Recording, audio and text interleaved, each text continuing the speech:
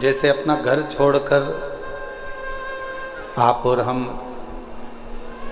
भगवान की कथा में आकर बैठे हैं,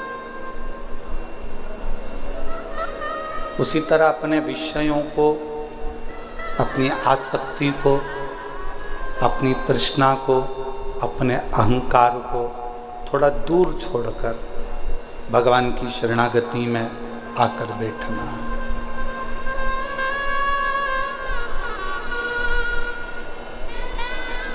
शिवगण भृंगी पर आधारित ये शिव महापुराण की कथा होगी। और शिव जी का एक ऐसा गण है भृंगी, जो भगवान शिव के सिवाय कहीं उसका चित्त, उसका मन जाता ही नहीं। और एक बार जो शिव का होकर आ गया, एक बार जो परमात्मा का होकर आ गया, तो ये मान कर चलो कि फिर तुम्हें कहीं भटकने की जरूरत नहीं पड़ेगी। शंकर तुम्हारा हाथ थाम कर तुम्हें मंजिल तक पहुंचा देगा।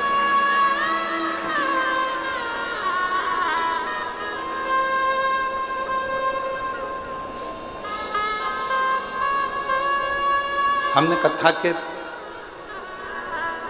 पहले भी वर्णन किया है कि शिव महापुराण की कथा करवाने वाला कोई दूसरा नहीं होता, स्वयं देवाधिदेव महा, जम के बोलो जरा, देवाधिदेव महादेव होते।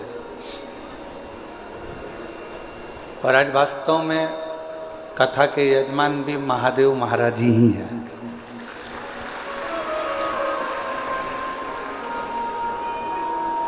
कथा के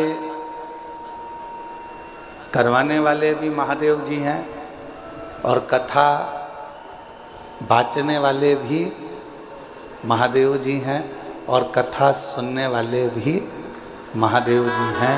इस कथा को कोई दूसरा नहीं करे। अब आप और हम इसमें कितना ग्रहण कर सकते हैं?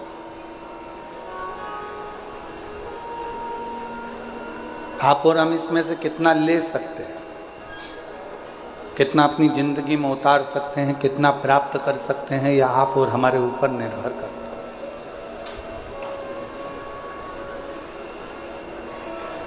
महाराज, ज्ञान की पहचान बहस से होती है। एक सास बहू की आपस में जो बहस चलती है, उससे ये पहचान हो जाती है कि बहू में कितना ज्ञान है।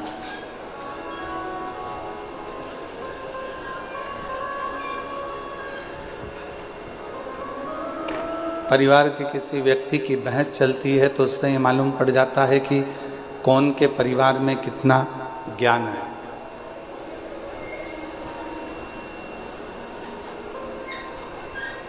एक बहस की पहचान, एक ज्ञान की पहचान उसकी आपसी भाषा की बहस से हो जाती है।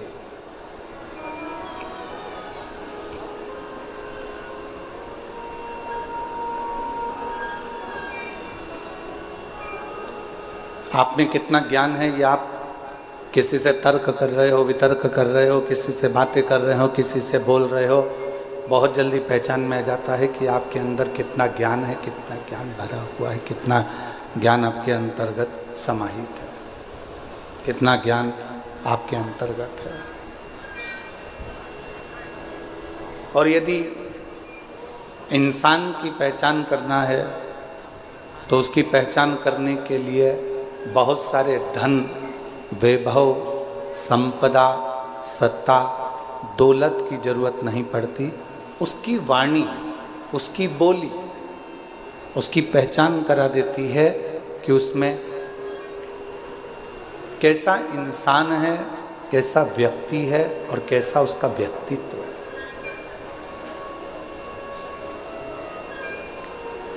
केवल वो बोलेगा, केवल उसकी वाणी निकलेगी, केवल उसके शब्द निकलेंगे, केवल वो बोलेगा और उससे उसकी पहचान हो जाएगी कि इसकी वाणी के अनुसार ये इंसान कैसा है।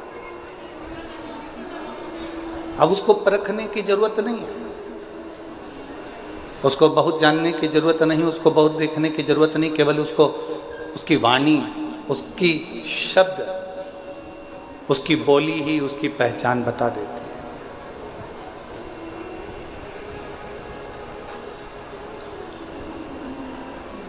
और शिव महापुराण की कथा कहती है, परिवार की पहचान किसी दूसरी चीज से नहीं होती, घर के संस्कार हमारे परिवार की पहचान बता देते हैं कि हमारा परिवार कैसा है। एक बच्चों का संस्कार,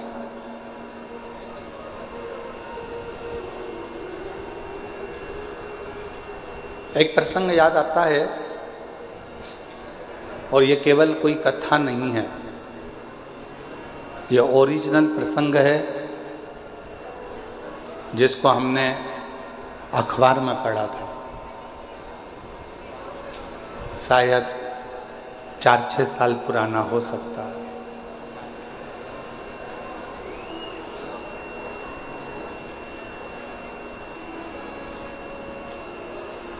एक माता पिता ने अपने लड़के की शादी एक लड़की से पक्की कर दी।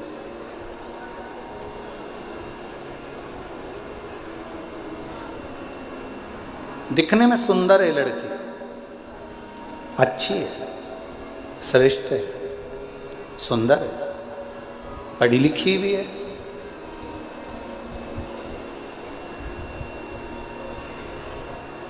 दिखने में उसकी सुंदरता भी है, पढ़ी लिखी भी है और अच्छी भी है। विवाह पक्का हो गया, सगाई हो गई, संबंध जुड़ गया। अब जो लड़के के पिताजी थे, उनके घर में कोई लड़की नहीं थी, तो जिस लड़की से उनका संबंध जुड़ा था उसको उन्होंने बेटी मान लिया। और बेटी माना और ये मन में विचार करा कि ऑफिस जाता ही हूँ, बीच में लड़की वालों का घर पड़ता है, कभी कभी चले जाया करूँगा, मिल के आ जाया करूँगा।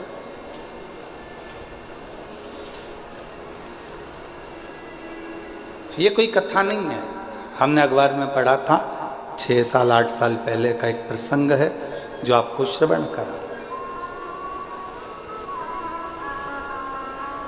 अब लड़के के पिताजी लड़की के घर जाते, कभी सुबह सुबह चले जाते तो माँ पोछा लगाती हुई दिखती, झाड़ू लगाते हुए दिखती।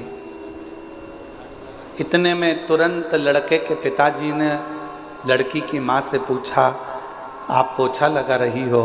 उन्होंने कुर्सी दी, लड़के के पिताजी बैठे, लड़की की माँ झाड़ू निकालते निकालते झाड़ू को रखा, हाथ धोया, पानी लेकर आई, चाय बनाई, समधी जी को पिलाई, समधी जी ने चाय पी, पानी पिया। पानी चाय पीने के बाद में जब वापिस चाय पानी पीने के बाद में पुनः थोड़ी देर बाद वापिस चल दिए। शंभू शंभू शंभू, चाय पानी पीने के बाद वापिस चल दिए। फिर 2-3 दिन हुए, लड़के के पिताजी फिर आ गए। माँ उस समय पर बर्तन मांज रही थी।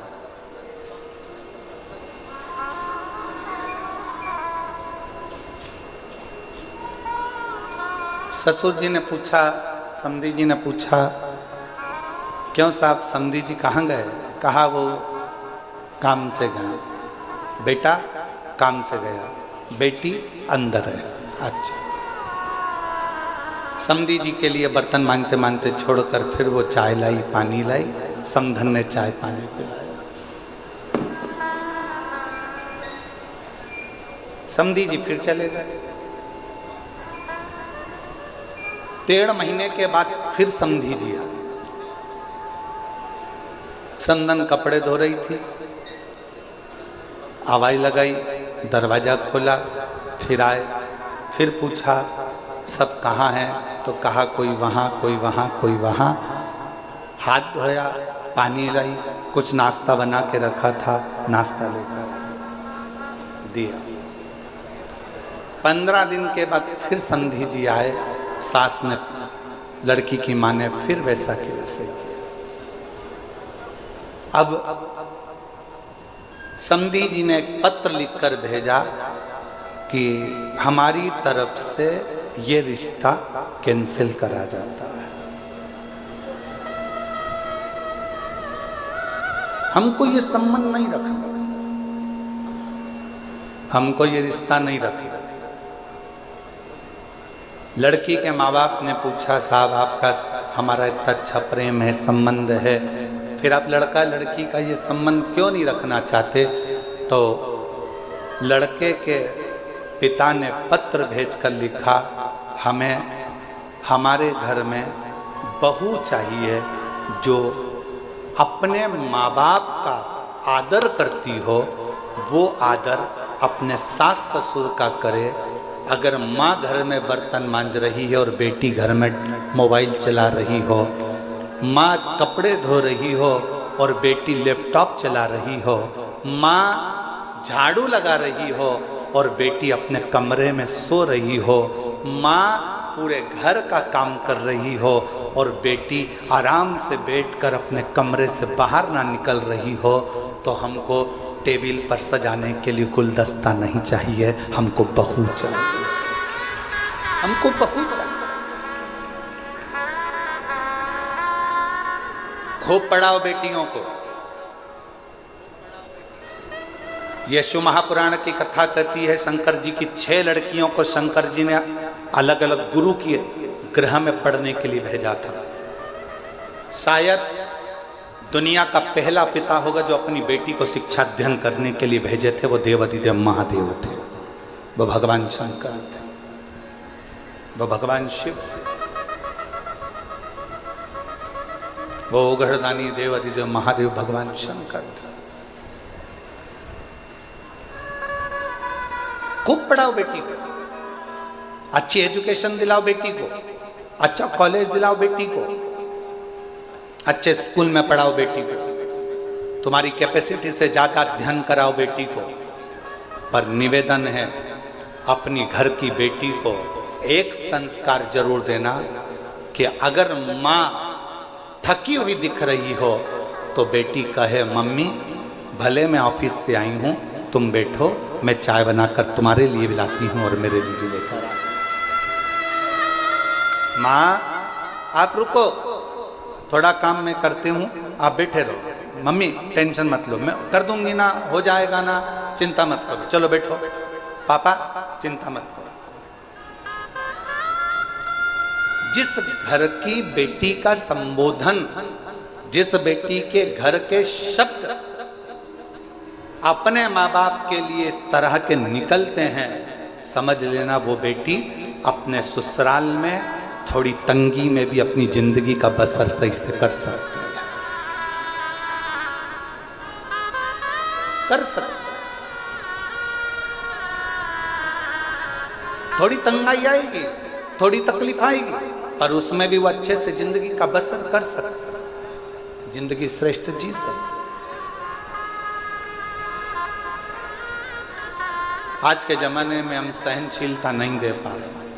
शिव महापुराण की कथा कहती है, परिवार की सबसे बड़ी पहचान होती है उसके घर के संस्कार। मेरे उघड़दानी, मेरे शंकर भगवान के परिवार की सबसे बड़ी पहचान है उनके घर के संस्कार। राजा नहुष के घर में तकलीफ आई और शंकर भगवान की बेटी अशोक सुंदरी ने अपने पति के साथ कदम से कदम मिलाकर कार्य करना प्रारंभ करा। शिव जी के दामाद का नाम था राजा नहुष।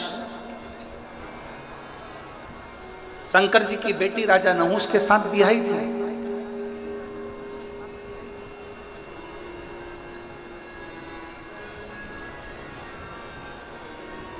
ऐसा नहीं है कि जिंदगी में मुसीबत नहीं आती। हम पहले भी कथा के माध्यम से आपको कहे थे, मंगल सूत्र गले में लड़की के इसलिए बांधा जाता है, विवाह के समय पर लड़का लड़की के गले में मंगल सूत्र इसलिए बांधता है क्योंकि मंगल सूत्र में एक जैसे दाने नहीं होते। मंगल सूत्र में थोड़े दाने सोने के होते हैं तो थोड़े दाने काले होते हैं, थोड़े दाने पीले होते हैं तो थोड़े दाने लाल होते हैं, थोड़े दाने पीले होते हैं तो थोड़े दाने काले होते हैं।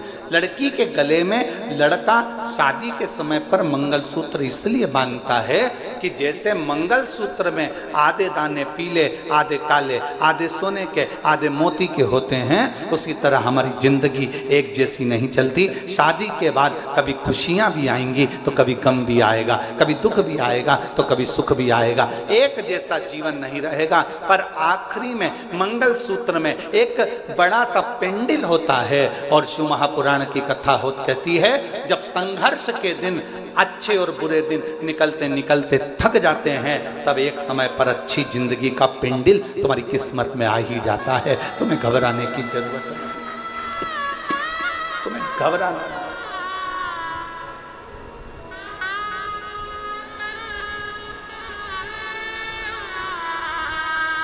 एक अच्छे परिवार की पहचान, एक अच्छे परिवार की पहचान उसके घर के संस्कार से होती है। कैसा संस्कार है उसका, ये उसके घर की पहचान बता देती है। इसलिए फिर निवेदन है कि मत बुरे कर्म कर वरना, सब बोलो सब, भगवान बच तो बच नहीं, अरे ओ अज्ञानी मत करना, अरे ओ अज्ञानी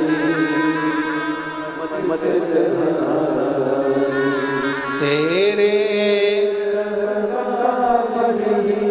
तू ही पाएगा जैसा किया तूने, तेरे आगे मत बुरे वरना पछताए, भगवान की आँखों से बच नहीं, तू बच नहीं पाएगा, अरे ओ अज्ञान मत करना। आप अच्छे परिवार की पहचान बताने का सबसे सुंदर तरीका है आपके घर का संस्कार।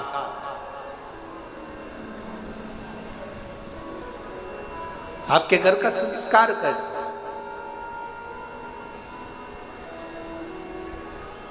कोई आया, आप खड़े होकर उससे मीठी वाणी में बात कर लिए, जल का पूछ लिए, प्रणाम कर लिए, नमन कर लिए, सत्कार कर लिए, उतने में पहचान हो जाती है कि परिवार कैसा है।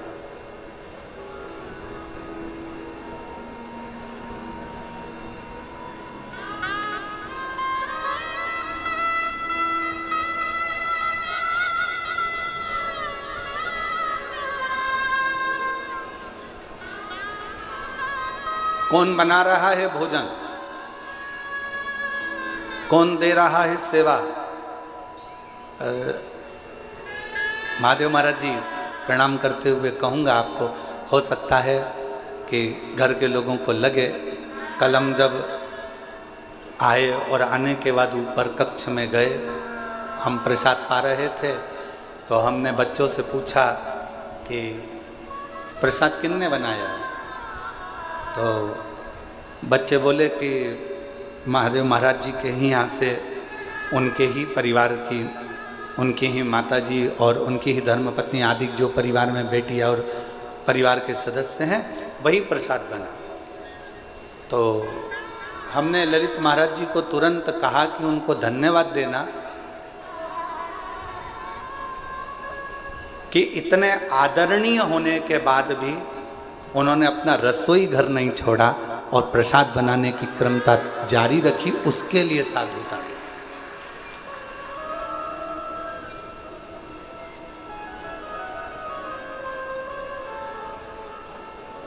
अन्नपूर्णा का घर जब अन्नपूर्णा खुद संभालती है ना, अन्नपूर्णा का घर जब घर की माँ स्वयं संभालती है ना, तो उस रसोई घर में रसोई का स्वाद स्वयं अन्नपूर्णा महारानी आकर देना प्रारंभ कर देती है, स्वयं माँ देती है।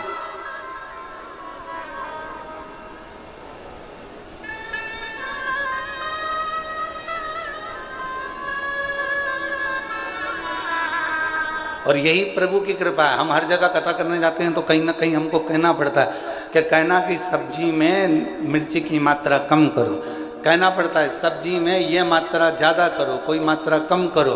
पर पहली बार प्रसाद पाने के बाद ये कहना पड़ा कि सारी प्रसादी अन्नपूर्णा महारानी ने बनाई है, सब प्रसाद अच्छा स्वीकार है। कहना ही नहीं पड़ा। क्यों? क्योंकि घर की मर्यादा, संस्कार और घर के नियम ये मूल हो। और एक चावल का दाना देखा जाता है हंडी का कि चावल पका कितना है, पूरी हंडी कितनी पकी है। हमने तुरंत फिर ललित महाराज से कहा, अब ये विश्वास कहता है कि जब इतना सुंदर प्रसाद यहाँ बना है तो चाकरवाड़ी में जो कथा हो रही है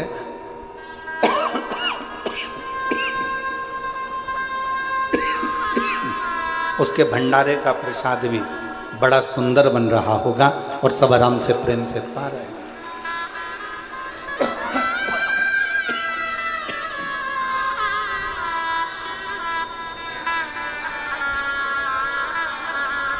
ये प्रेम बता देता है, ये आनंद बता देता है। शिव कथा कह रही है, भगवान शंकर का प्लेन जा रहा है, एकदम सूखा सूखा माई के गला पकड़ रहा है। शिव कथा कह रही है, भगवान शंकर का चरित्र कह रहा है, शिव तत्व कह रहा है, शंकर की कथा कह रहा है।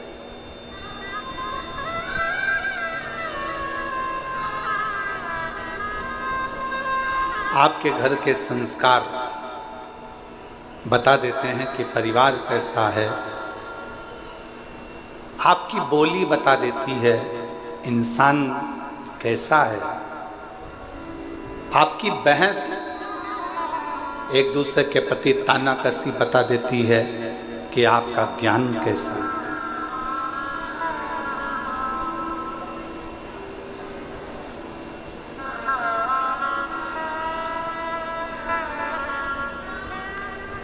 इसलिए निवेदन है, शिव को स्वीकार करने से पहले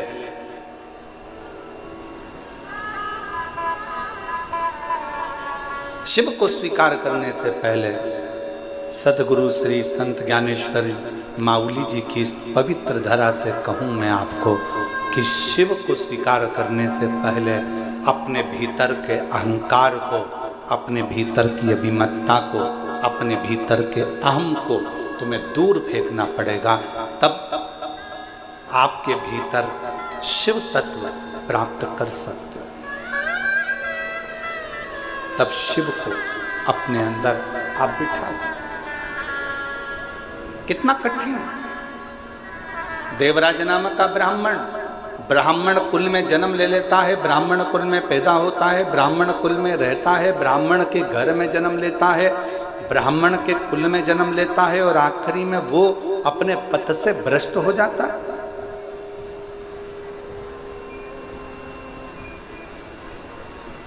अपने मार्ग से दूर हो जाता है।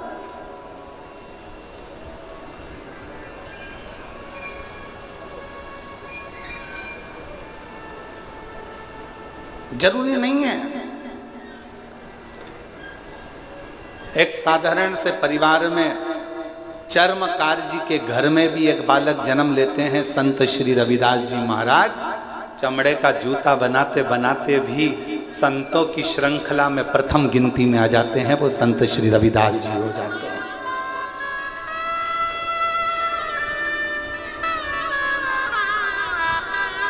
नामदेव जी महाराज, संत तुकाराम जी महाराज, मुक्ताबाई, रामकृष्ण परमहंस जी, चैतन्य महाप्रभु जी, सबके चरित्र का स्मरण तो करिए।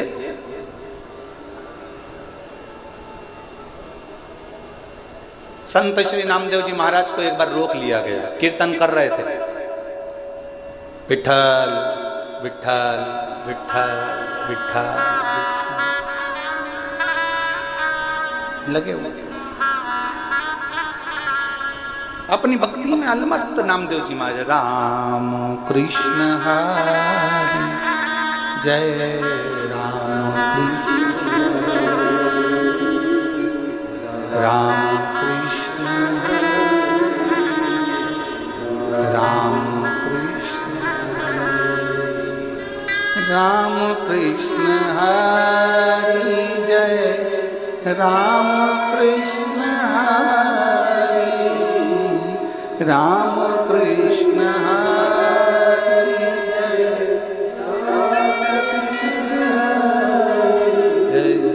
राम कृष्ण हरि राम कृष्ण राम कृष्ण राम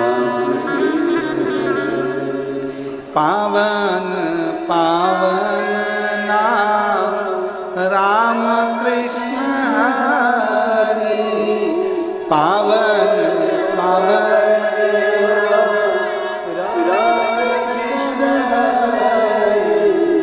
राम कृष्ण हरि जय राम राम कृष्ण राम। नामदेव जी महाराज अपने कीर्तन में डूबे हुए थे।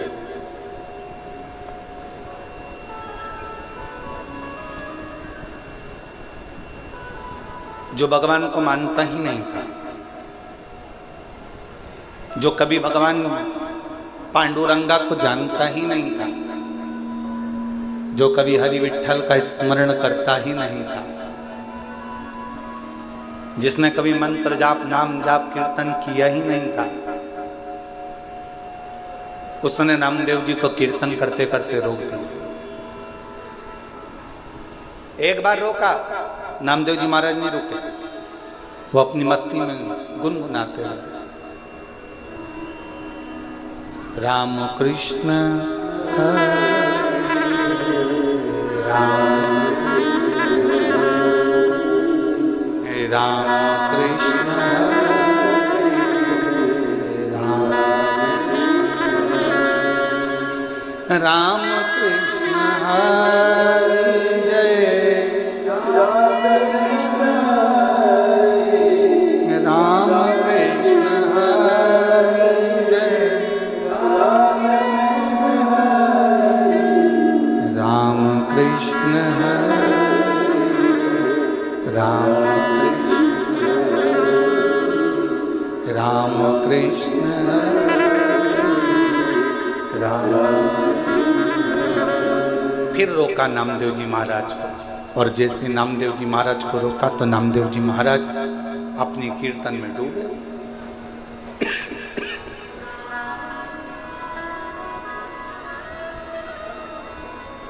बार बार नामदेव जी को रोका जा रहा, नामदेव जी महाराज रुकते हैं। फिर रोका, फिर नहीं रुके। आखिरी में नामदेव जी महाराज थोड़ी देर स्तुप्त होकर खड़े हो गए, हाथ में वीणा और करताल।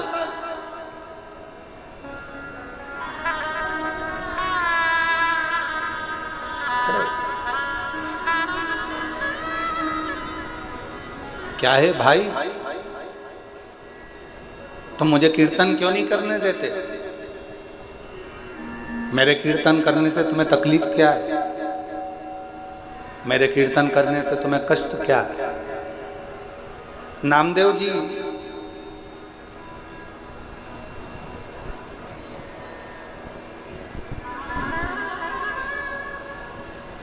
भगवान कभी दिखता ही नहीं है,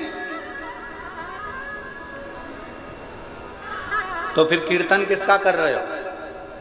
नामदेव जी बोले, भगवान भले ना दिखे पर भगवान हमारे अंदर, तुम्हारे अंदर, संपूर्ण जगत के अंदर मेरा पांडुरंगा हरि विठ्ठल समाहित रहता है। हरेक के अंदर मेरा पांडुरंगा हरि विठ्ठल सब में समाहित रहता है, सब में समाहित। हम कैसे मान सकते हैं? नामदेव जी ने एक लोटा पानी मंगवाया, एक डब्बी नमक मंगवाया, सामने वाले व्यक्ति को दिखाया ये क्या है? नमक। ये क्या है? पानी। नमक लिया 2 चम्मच, सामने वाले से नामदेव जी ने पूछा ये क्या है? नमक। पानी में डाल दिया। फिर नमक लिया, पूछा ये क्या है? नमक। पानी में डाल दिया। नामदेव जी महाराज ने पानी को चम्मच से हिला दिया, घोल दिया।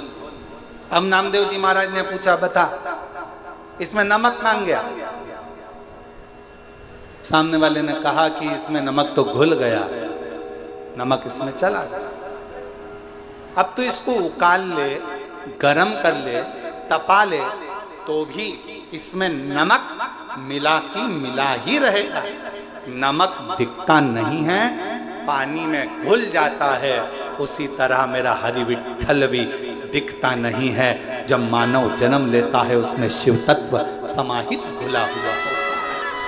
परमात्मा उसमें घुला हुआ, परमात्मा उसमें समाया हुआ।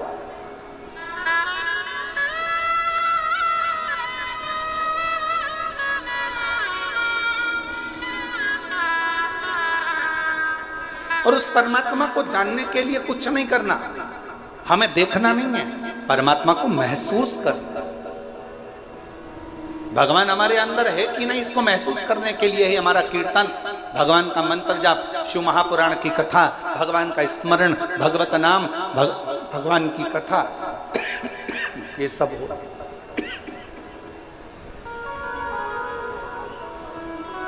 ये परमात्मा को जानने के लिए होती है, परमात्मा को पहचानने के लिए होती है। हमारे अंदर शिव तत्व कितना है, हमारे अंदर भगवान कितना समाहित है, हमारे अंदर भगवान कितना समाया हुआ है, इसकी पहचान हमारी कथा, भगवान शंकर का चरित्र, भगवान की पावन कथा हमको बता देती है कि हमारे अंदर शिव तत्व कितना है। आज एक संत की भूमि पर संत की कथा, शिवगण भृंगी शिव महापुराण की कथा चल रही है।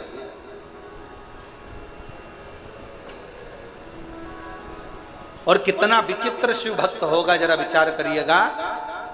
जिसने वर में मांग लिया था भगवान शंकर से कि अगर कोई पत्ती भंवरा झूठा भी कर दे तो तुम स्वीकार कर लेना, कोई पुष्प यदि भंवर भ्रमरा झूठा भी कर दे तो तुम स्वीकार कर लेना। और कितनी बड़ी शिव भक्ति होगी, जरा विचार करिएगा।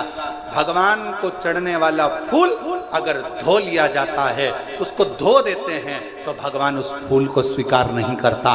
भगवान को चढ़ने वाला फूल पेड़ पे से टूटता है और टूटा हुआ फूल भगवान को चढ़ता है तो भगवान स्वीकार करते हैं, पर धोया हुआ फूल भगवान स्वीकार नहीं करते, क्योंकि वो भंवरे का झूठा होगा तो शिव को स्वीकार।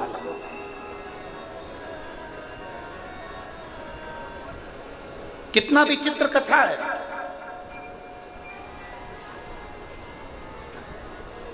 फूल को कब तोड़ा जाता है? जम के बोलो जरा। भगवान को चढ़ने वाले फूल को कब तोड़ा जाता है? नहाने के बाद कि नहाने के पहले?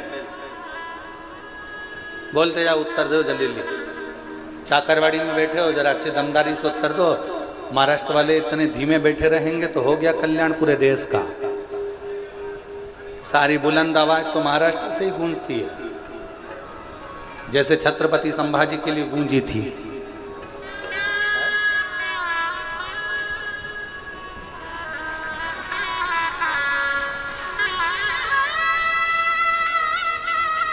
बोल बम का नारा है, आवाज नहीं आई, दमदारी से बोलो। बोल बम का नारा है, सारी समस्या का हल श्री शिवाय। भगवान के लिए फूल कब तोड़ा जाता है? नहाने के बाद कि नहाने के पहले? ठीक है।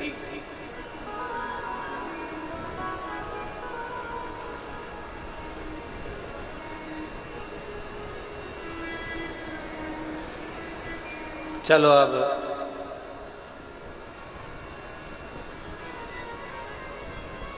पुष्प शिव महापुराण की कथा बाची थी, किन किन ने सुनी थी? उस कथा को एक बार हम पुनः, अगर बीच में कभी योग लगा तो आस्था चैनल वालों से कहेंगे कि उस कथा को एक बार वापिस आस्था चैनल पर दिखाओ। पुष्प शिव महापुराण की कथा वो 5 दिन की थी। उसमें पंच पुष्प का वर्णन किया था कि पुष्प, कौन सा फूल जमीन पर गिरा हुआ भी मेरे भगवान स्वीकार कर लेते हैं, कौन सा पुष्प जहरीला है जो किसी देवता पर नहीं चढ़ता वो भगवान स्वीकार कर लेते हैं, कौन सा पुष्प जिसको कीड़ा भी चख ले, भंवर भी झूठा कर दे, जिसको खंडित भी किया जाता है तो भगवान स्वीकार कर लेते हैं। कौन सा पुष्प?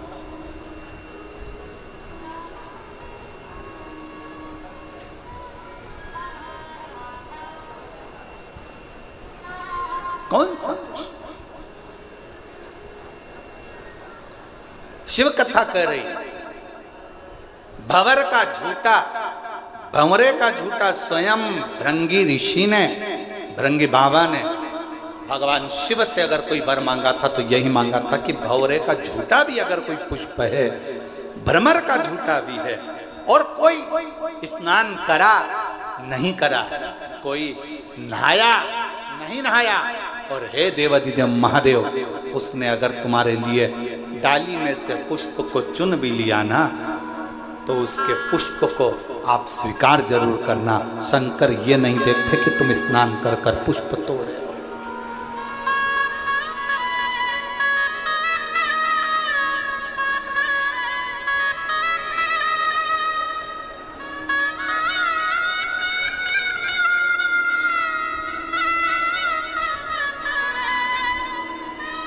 बस वो तो हृदय से मांग लो, हृदय से। हे त्रिपुंडधारी, हे त्रिशूलधारी, हे त्रिपुंडधारी,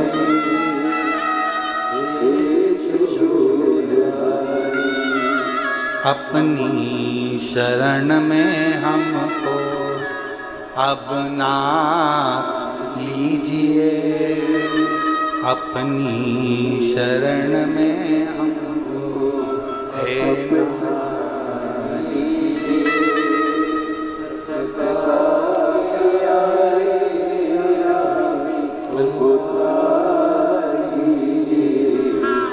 उद्धार कीजिए, हे त्रिपुंडधारी,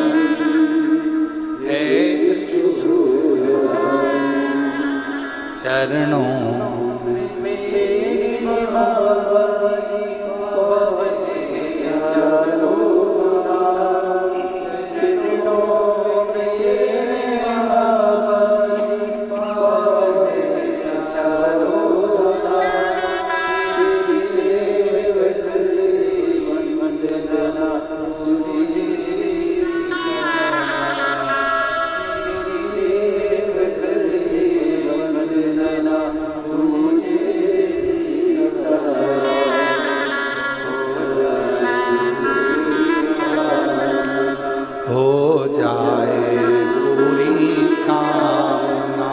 उपकार कीजिए, सबका किया है मेरा भी कल्याण,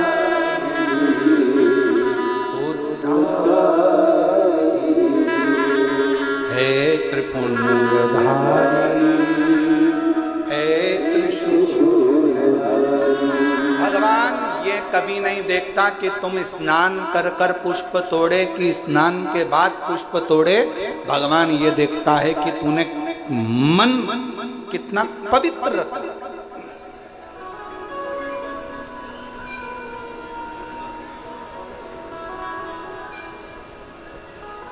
अब एक उत्तर दो चाकरवाड़ी वालों साहब, ए बीड़ जिले की जीजियों और जितने मेरे जीजा बैठे सब उत्तर देना, बेटियां बेटे सब उत्तर देना, मेरी माएँ भी उत्तर दें, मेरे बाबा भी उत्तर दें।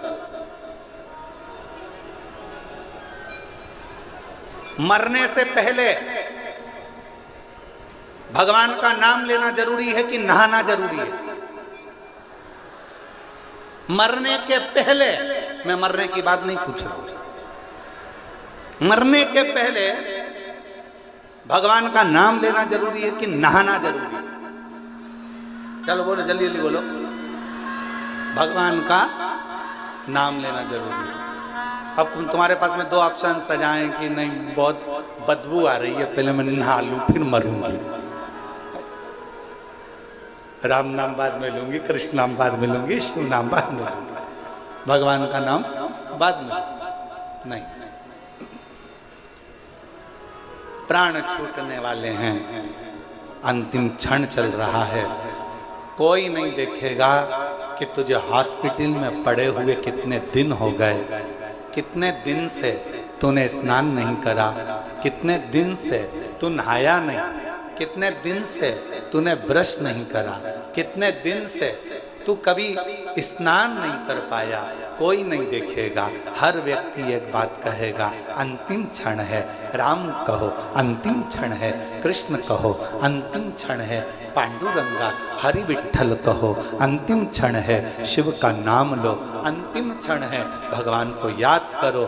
कोई नहीं कहेगा 8 दिन पहले नहाया था अभी तक नहाया नहीं, मरेगा तो नरक जाएगा, बैकुंठ जाएगा कि नहीं जाएगा, कोई नहीं कहेगा। सब कहेंगे अगर मरने से पहले भगवान का नाम ले लिया तो बैकुंठ तो चला गया, नहाया कि नहीं नहाया किसी को मतलब नहीं।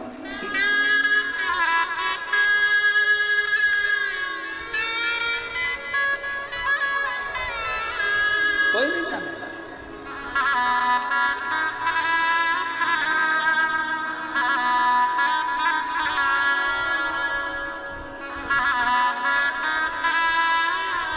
कोई नहीं जानेगा महाराज, कोई नहीं पूछेगा। यहां सब शिव के होकर शिव शिव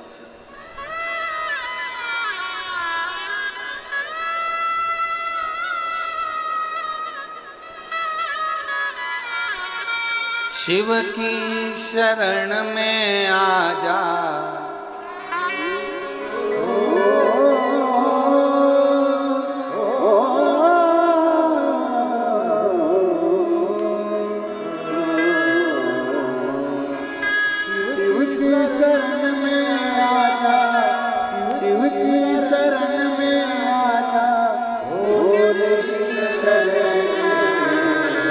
एक बार आजा आजा शिव की शरण में, एक बार आजा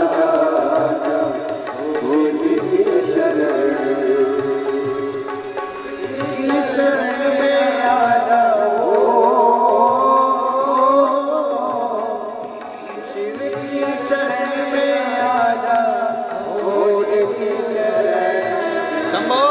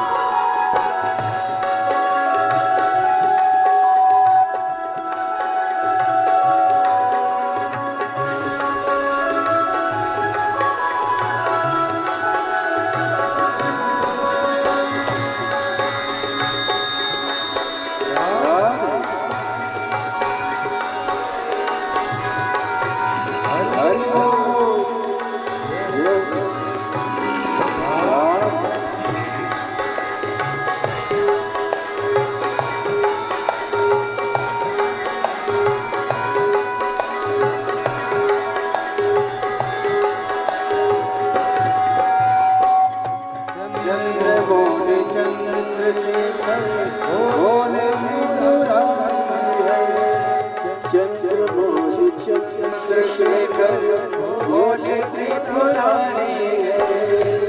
चंद्र मोर चंद्र के पर मोर त्रिपुरारी है। चंद्र मोर चंद्र शेखर मोर त्रिपुरारी है। गले मुंड माल राजे कर त्रिशूलधारी है। गले मुंड माल राजे कर त्रिशूलधारी है। गले मुंड माल राजे कर त्रिशूलधारी है। गले मुंड माल राजे कर त्रिशूलधारी है। नंदी पे सवारी हो, नंदी पे सवारी हो,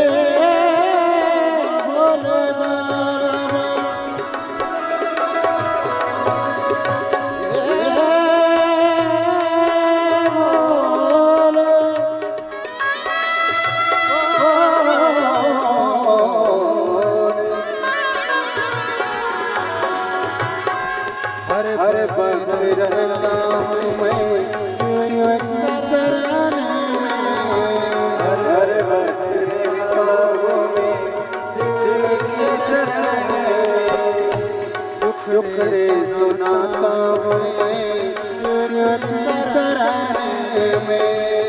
दुखड़े सुनाता हूँ शिव की शरण में।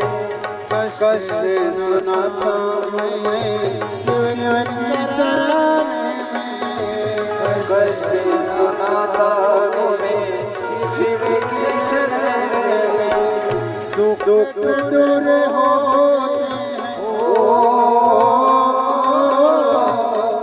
दुख दूर होते शिव की शरण में एक बार आजा आजा भोले की शरण में एक बार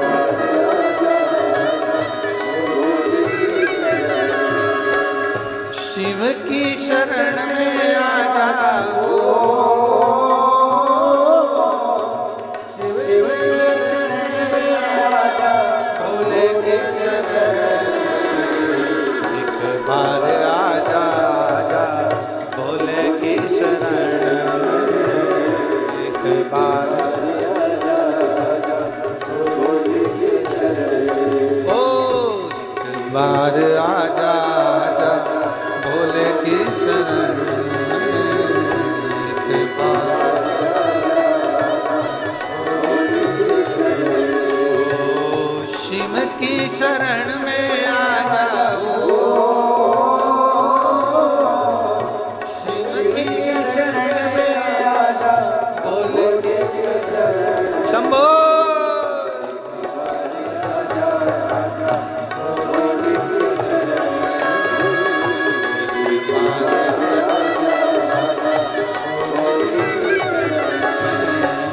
चंद्रमौली चंद्रशेखर चंद्रमौली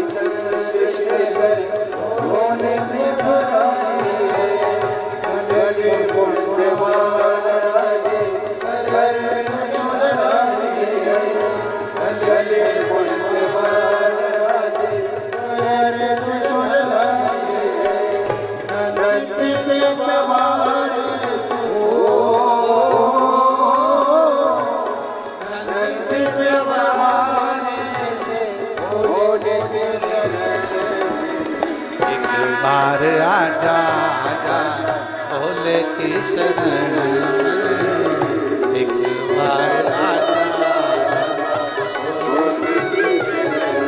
ओ एक बार आजा आजा भोले की शरण में एक बार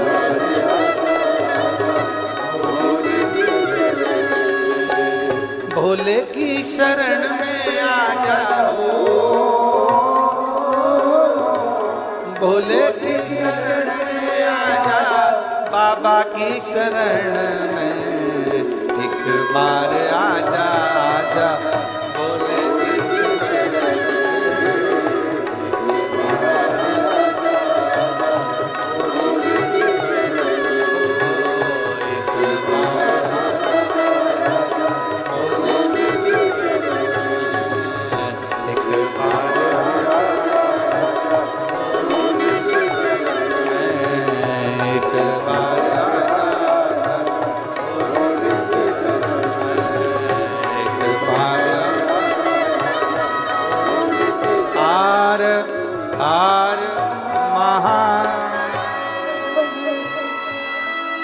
भगवान देवाधिदेव महादेव की पवित्र कथा कह अपने स्थान पर बैठकर बाबा को अपने मन का भाव हृदय से प्रार्थना करो, विनय करो, निवेदन करो, विनती करो। आज रवि प्रदोष है और भगवान देवाधिदेव महादेव का पवित्र आनंदमय दिवस है। भगवान देवाधिदेव महादेव को अपने मन का भाव बड़े हृदय से कहिए। जहाँ जगह मिले वहाँ बैठकर शिव जी को अपने मन का भाव कहिए, सब प्रार्थना करो। रवि प्रदोष है, कहते हैं रविवार का यदि प्रदोष पर्व पड़े ना और शिव जी को 3 चीजें रवि प्रदोष के दिन दी जाती हैं। पहले नंबर पर 1 लोटा जल, दूसरे नंबर पर प्रदोष काल में दीपदान, और तीसरे नंबर पर भगवान शंकर के नाम का उच्चारण। पंचाक्षर मंत्र या षडाक्षर मंत्र या श्री शिवाय नमस्ते। अगर मौका लगा है तो बाबा को अपने मन से, भाव से, हृदय से प्रार्थना करो। सब साथ में बोलें और विनय करें। जिन जिन को आता है वो अपने साथ में बोलेंगे, सब प्रार्थना करेंगे। शंभू।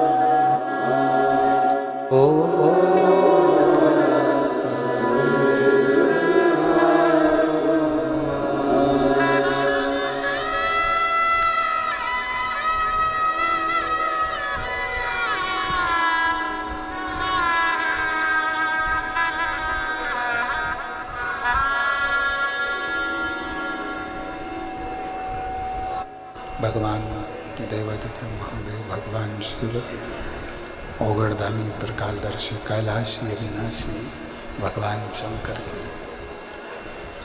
पवित्र कथा कर रही है। शिव महापुराण वर्णन कर रही है। शिव तत्व कह रहा है। भगवान ओगड़दानी, त्रिकालदर्शी, कैलाशी, अविनाशी शिव की कथा कर रही है।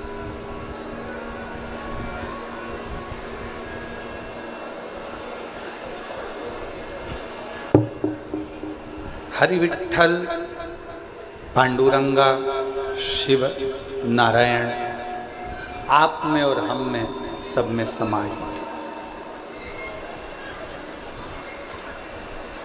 कोई विभाजन नहीं है। देवराज नामक का ब्राह्मण कुल में जन्म लेने के बाद भी शिव को नहीं जानता। मृत्यु लोक में अगर आपका और हमारा जन्म हुआ है और हम शंकर को नहीं पहचान पा रहे तो समझ लेना कि हमको फिर ना जाने कितने कितने जन्म लेना पड़ सकते हैं। कितने जन्म